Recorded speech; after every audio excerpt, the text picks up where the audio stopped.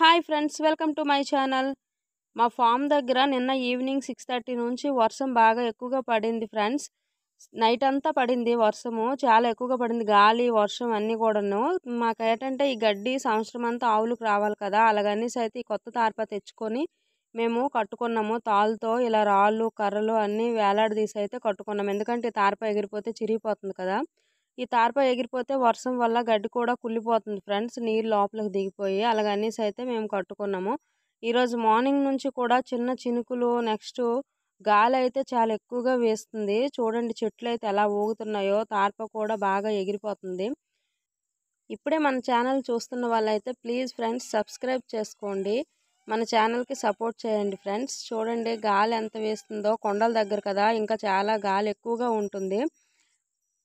Okay friends, video నచ్చితే like చేయండి, share చేయండి ఫ్రెండ్స్. ప్లీజ్ ఫ్రెండ్స్, నా వీడియో ఎలా ఉందో కామెంట్ రూపంలో తెలియజేయండి.